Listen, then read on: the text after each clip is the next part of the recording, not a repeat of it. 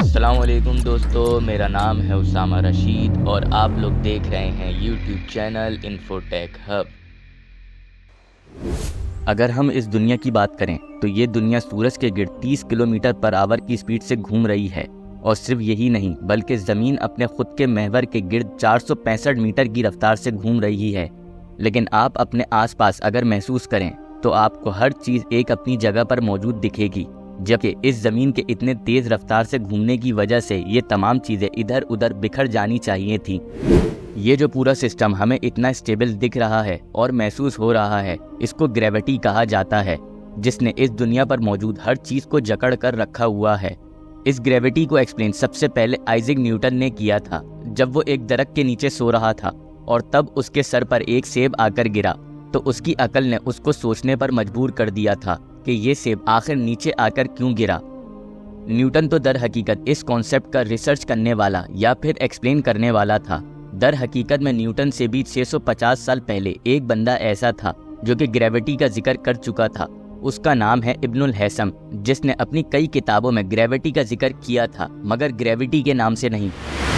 Gravity یعنی کشش ثقل، وہ قدرتی قوت ہے جو دو جسموں کو ایک دوسرے کی طرف کھینچتی ہے۔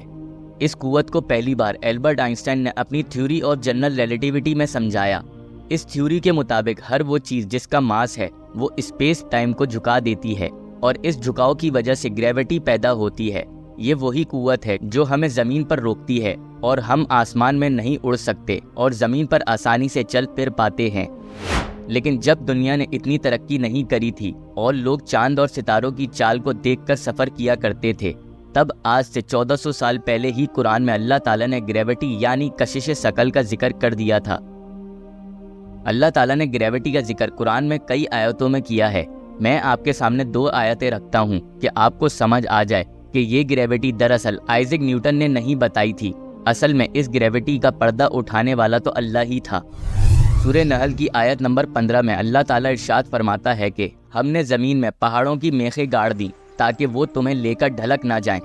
اس کا مطلب یہی ہے کہ اس زمین میں گریوٹی اتنی ہے کہ اگر پہاڑ نہ ہوتے تو زمین ہر انسان کو اپنی طرف کھینچ لیتی۔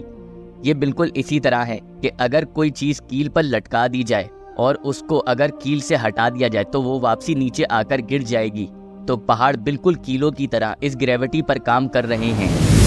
ہم آپ کے سامنے ایک اور آیت رکھتے ہیں جس سے آپ کو واضح پتہ چل جائے گا کہ یہ گریوٹی کا ذکر قرآن میں اللہ نے 1400 سال پہلے ہی کر دیا تھا۔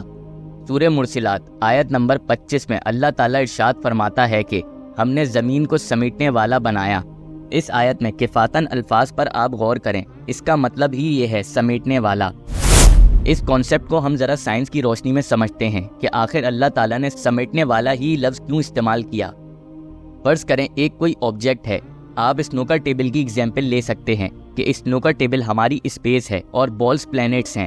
اگر سینٹر میں اس ٹیبل کے ہم بہت بڑا سا ایک اور بال رکھ دیں تو وہ جگہ بینڈ ہو جائے گی۔ اب سائنس یہ کہتی ہے کہ جو جگہ بینڈ ہو رہی ہے وہاں اسپیس بھی بینڈ ہو جائے گی، اور اگر ہم ایک اسنوکر بال ہٹ کریں تو وہ اس میسو آبجیکٹ کے گرد گھومنا شروع ہو جائے گی۔ بس یہی ہے اصل میں گریوٹی کا کانسیپٹ، اور ویڈیو میں بھی آپ لوگ دیکھ سکتے ہیں کہ بال کس طرح اس آبجیکٹ کے گرد سمٹی ہوئی ہے اور چکر کاٹ رہی ہے۔ اس لیے بھی قرآن میں اللہ تعالیٰ نے گریوٹی کو ایک بہترین لفظ کے ساتھ سمجھایا ہے۔ گریوٹی در حقیقت میں صرف زمین کو ہی نہیں بلکہ ہر چیز کو اثر انداز کرتی ہے۔ یہ سمندر میں لہریں بناتی ہے، یہ ہواؤں کے جھونکے پیدا کرتی ہے، اور ہمارے اپنے جسم کے اندر بھی خون کو رگوں میں چلانے میں مدد دیتی ہے۔ اگر گریوٹی نہ ہوتی تو ہمارے ساتھ ساتھ یہ پورا نظام کائنات بھی بیکار ہو جاتا۔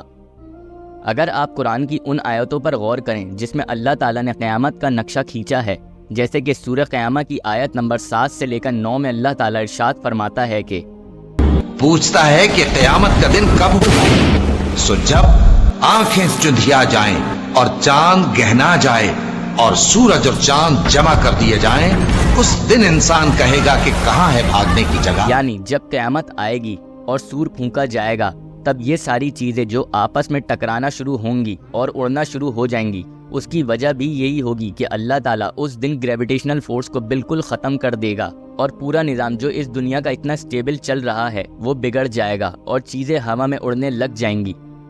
یہ کہنا غلط نہیں ہوگا کہ گریوٹی ایک ایسی قدرتی قوت ہے جو اس کائنات کو ایک عجیب اور حسین طریقے سے چلا رہی ہے۔ اللہ تعالیٰ نے جو کچھ اپنے کلام پاک میں بیان فرمایا ہے وہ ہمیں یہ سبق دیتا ہے کہ ہم اس کائنات کے نظام پر غور و فکر کریں اور اللہ کی قدرت کو پہچانیں۔ اگر آپ لوگوں کو ہماری یہ ویڈیو پسند آئی ہو تو لازمی ہمارے چینل کو سبسکرائب کر دیں۔ ابھی کے لیے ہمیں دیں اجازت، اپنا بہت سارا خیال رکھیے گا۔ اللہ حافظ۔